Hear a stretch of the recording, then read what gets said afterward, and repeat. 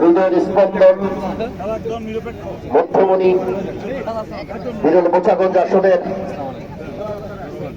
মাননীয় সংসদ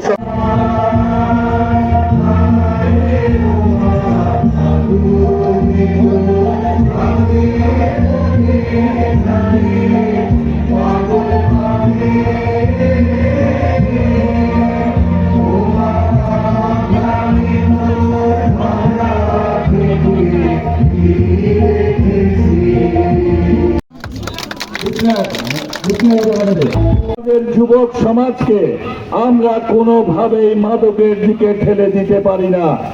এই মাদকের করাল গ্রাস থেকে মুক্ত করার জন্য আমরা ঘন ঘন এরকম খেলাধুলার আয়োজন করব ইনশাআল্লাহ।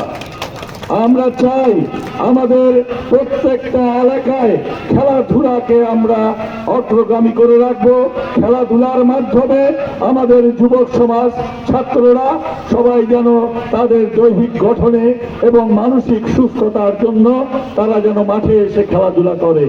আমরা সেটা লক্ষ্য রেখে আমাদের প্রিয় নেতা, আমাদের দলের চেয়ারম্যান মাননীয় প্রধানমন্ত্রী জনাব তারেক রহমান সাহেব খেলাধুলার প্রতি অনেক আগ্রহ দেখিয়েছেন, অনেক বাজেট দিয়েছেন। বিশেষ করে নতুন করে এই খেলাধুলার মাধ্যমে শিশুদের থেকে শুরু করে সর্বপর্যায়ে এই খেলাধুলাকে উনি এগিয়ে নিয়ে যেতে চান। আমরা তাই সকলকে অনুরোধ করব, আজকের এই খেলায় যারা দর্শক শ্রোতা এসেছেন আপনাদের কাছে আবার অনুরোধ, আপনারা বোচাগঞ্জের মানুষ, আপনারা সবাই ভদ্র সভ্য।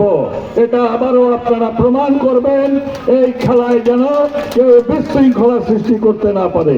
আমার খাবারের প্লেটে খাবার দিয়ে কথা বলা আর মাঠে ফুটবল রেখে বক্তব্য দেওয়া একই রকম, খুবই খারাপ দেখা যায়। তারপরে এসে পরিস্থিতি দুটি কথা বলি। প্রথমে মাননীয় সংসদ সদস্য আলহাজ সাদিক স্যারকে আন্তরিক ধন্যবাদ এবং কৃতজ্ঞতা জ্ঞাপন করছি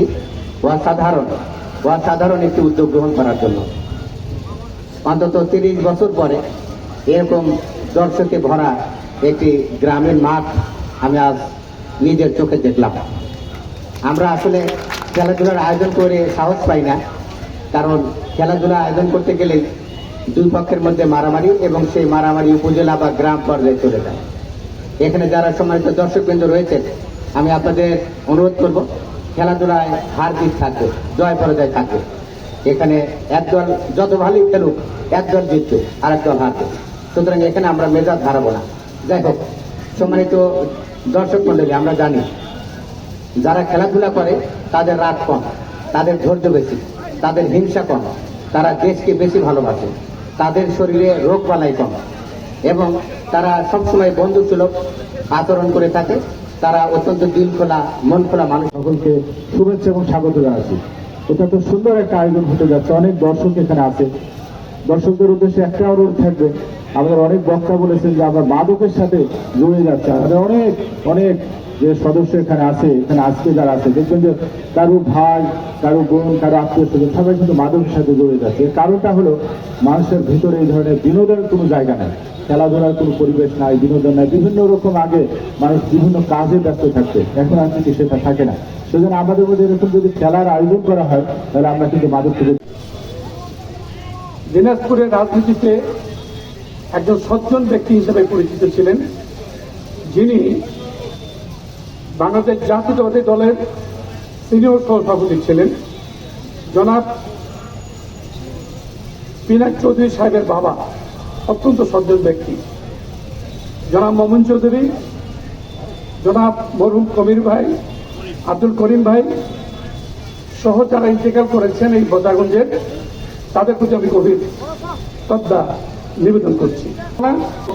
আমাদের সকলকে মাদক থেকে দূরে রাখতে পারবে এবং এই কারণেই বলা আছে পারে আমাদের এই যুব সমাজকে মাদকের ভয়াল থাবা থেকে রক্ষা করতে, আমাদের যুব সমাজকে সকল প্রকার জুয়া থেকে রক্ষা করতে। আমরা ইংরেজিতে একটি প্রবাদ জানি, prevention is better then cure. আমাদের ছেলেমেয়েরা যদি মাদকে আসক্ত হয়ে যায় তখন আসলে আইন প্রয়োগ এবং অন্যান্য কার্যকলাপ ছাড়া আসলে তাদেরকে ফেরানো সম্ভব হয় না। কিন্তু তারা যদি মাদকে ঢুকতে না পারে তার জন্য প্রয়োজন আমাদের নিয়মিত খেলাধুলার এই ধরনের টুর্নামেন্টগুলোর আয়োজন করা। তো আপনারা তারা এখানে খেলাধুলা উপভোগ করতে আসছেন, আপনাদের কাছে অনুরোধ থাকবে আমরা সুশৃঙ্খলভাবে খেলাধুলা উপভোগ করব, কখনো আমাদের আচরণের কারণে যেন খেলাধুলার পরিবেশ বিঘ্নিত না হয়।